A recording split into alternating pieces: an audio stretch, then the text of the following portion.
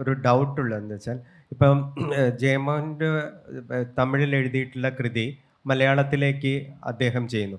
അതിനെ ഒരു വിവർത്തനമായിട്ട് എനിക്ക് കാണാൻ ഒരിക്കലും പറ്റിയിട്ടില്ല.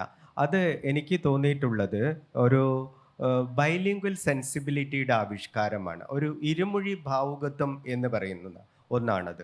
അതായത് ഒരാൾ എഴുതുന്ന കൃതി അയാൾ തന്നെ വേറൊരു ഭാഷയിലേക്ക് അത് മാറ്റുമ്പോൾ അതിനെ വിവർത്തനം എന്നുള്ള വാക്ക് ഉപയോഗിക്കരുത്, മറിച്ച് അത് ഇരുമൊഴി ഭാവുകത്തിൻ്റെ പ്രകടനം. കാരണം അതിലെ മെറ്റഫർ, സിമിലീസ് എല്ലാം മാറുന്നു, രചനകൾ മാറുന്നു.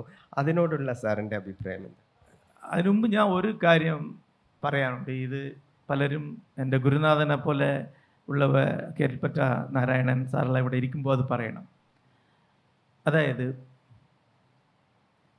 തമിഴ് ഭാഷ ഒരു ദ്രാവിഡൻ ഭാഷ, നമ്മളതാണ് ദ്രാവിഡൻ സിംഹാസനങ്ങൾ ഇവിടെ പേര് വെച്ചിട്ടുള്ളത്. തമിഴ് ഭാഷയ്ക്ക് ഒരു പ്രത്യേകതയുണ്ട്.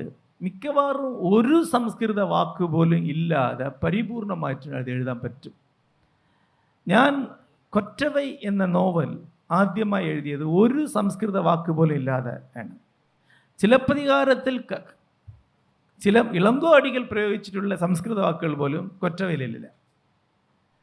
വെൺമുരസ് എഴുതിയിട്ടുള്ളത് 26,000 പേജും ശുദ്ധ തമിഴിലാണ് എഴുതിയിട്ടുള്ളത്. മലയാള സംസ്കൃത ചായ്വ് അതിനില്ല, അതിന് കഴിവുണ്ട്. ഇതിൽ നല്ലൊരു ഭാഗം വാക്കുകളും മലയാളത്തിലും പ്രയോഗിക്കാവുന്നവയാണ്. മലയാളത്തിൻ്റെ വെക്കോപ്പുലറി അല്ലെങ്കിൽ വാർത്താ എന്താ പറയുക, അത് വാക്കിൻ്റെ ഭണ്ഡാരം തമിഴാണ്, സംസ്കൃതമല്ല. അങ്ങനെ ആയിരുന്നു.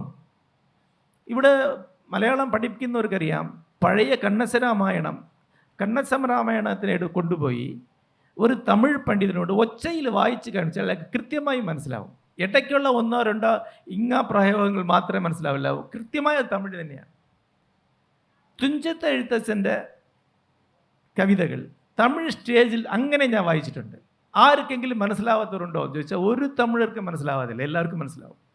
പക്ഷേ എവിടെയോ ഒരു സ്ഥലത്ത് മലയാളത്തിൻ്റെ ആ വെക്കോപ്പുലറിയുടെ ബേസ്മെൻറ്റ് സംസ്കൃതമായിട്ട് ഇവിടെ മാറ്റിയവരാരാണെന്ന് പറഞ്ഞാൽ ഇവിടെയുള്ള അപ്പർ ക്ലാസ്, അപ്പർ കാസ്റ്റ് ആളുകളാണ്. അതൊരു ഈ കഴിഞ്ഞ 100 കൊല്ലത്തിൽ ഇന്ത്യൻ ഭാഷയിൽ നടന്നിട്ടുള്ള ഏറ്റവും വലിയ ഒരു കുംഭകോണം എന്ന് പറയുന്നത് അതാണ്. മലയാളത്തിൽ ഈ സംസ്കൃത ബേസ് ഉണ്ടായതാണ്. ഈ സംസ്കൃതത്തിൻ്റെ ബേസ് വെച്ചുകൊണ്ട് മലയാളം ഒരിക്കലും ഇന്ന് ഇന്ത്യ മുഴുവൻ അരിച്ചു കിടക്കുന്ന ആ ഏക സംസ്കാരം എന്ന ഒരു ചെളി ചെറുക്കാൻ പറ്റില്ല. ഈവൻച്വലി മലയാളം വൃത്തികെട്ട ഒരു ഹൈന്ദവതയിലേക്ക് പോയിത്തീരും ഈ മലയാളത്തിലുള്ള ഈ സംസ്കൃതം കൊണ്ട് തന്നെ. അതിനെ ചെറുക്കാൻ, സാംസ്കാരികമായിട്ടുള്ള ചെറുക്കാനുള്ള വഴി എന്ന് പറയുന്നത് കൂടുതൽ മലയാളമാവുകയാണ്, കൂടുതൽ സംസ്കൃതമാവുകയല്ല. ഇതിനു വേണ്ടിയിട്ടാണ് ഒരുപാട് കാലത്തിന് മുമ്പ് എൻ്റെ ഗുരുനാഥന്മാരുടെ ഗുരുനാഥനായ എം ഗോവിന്ദൻ പച്ച മലയാളം അല്ലെങ്കിൽ നാട്ടുമലയാളം എന്നൊരു പ്രസ്ഥാനം ഇവിടെ ഉണ്ടാക്കുകയും പലരും അത് എഴുതി തുടങ്ങുകയും ചെയ്തു. പക്ഷേ അത് വളരെ വേഗം പരാജയപ്പെട്ട് കഴിഞ്ഞ ഒരു പ്രസ്ഥാനമാണ്. അദ്ദേഹത്തിൻ്റെ ഏറ്റവും അടുത്ത ശിഷ്യന്മാർ ആനന്ദ്, OV വിജയൻ, അവരൊക്കെ സംസ്കൃതത്തിലേക്കാണ് പോയത്. അവരെല്ലാവരും അദ്ദേഹത്തിനെ കൈവെടിയുകയാണ് ഉണ്ടായത്. കാരണം ശരാശരി മലയാളിക്ക് ശ്യാമസുന്ദര പുഷ്പമേ എന്ന് പറഞ്ഞാൽ കവിതയാണ്, കറുത്ത ചന്തമുള്ള പൂവേ എന്ന് പറഞ്ഞാൽ അതെന്തോ നാട്ടുപ്രയോഗമാണ്. ഈ സെൻസിബിലിറ്റിയാണ് ഈ ഇന്ത്യ മുഴുവനുള്ള ഒരു അടിമ, ഇന്ത്യൻ അടുത്തുള്ള ഒരു മേജർ കൺസേണിൻ്റെ അടിമയായി മലയാളിയെ മാറ്റിക്കൊണ്ടിരിക്കുന്നത്. അതിനോട് എനിക്ക് വല്ലാത്ത വെറുപ്പും പുച്ഛമുണ്ട്. അത് ഈ വേദിയിൽ പറഞ്ഞേ പറ്റും. വല്ലാത്ത ഒരു പുച്ഛമുണ്ട്. മെയിനായിട്ട് മലയാളത്തിൽ എഴുതാനുള്ള മടിയും അതുകൊണ്ടാണ്. ഇതിവൻ യുമാരുടെ വൃത്തികെട്ട സംസ്കൃതത്തിലേക്ക് പിന്നെയും ഞാൻ വന്ന് എഴുതിയിട്ട് കാര്യമുണ്ട്. അപ്പോൾ എഴുതണമെങ്കിൽ പച്ച മലയാളത്തിൽ എഴുതണം തന്നെയാണ് ഇവിടെ വന്നത്. അതുകൊണ്ടാണ് എഴുതുമ്പോൾ എഴുതി കഴിഞ്ഞതിന് ശേഷം എന്നെ അറിയാതെ വന്നിട്ടുള്ള എല്ലാ സംസ്കൃത വാക്കുകളും എടുത്ത് കളയുക ചെയ്തു. എൻ്റെ കൃതികൾ വായിച്ചുള്ളവർക്കറിയാം, നല്ല മലയാളത്തിലാണ് എഴുതിയിട്ടുള്ളത്, നല്ല മലയാളത്തിൽ.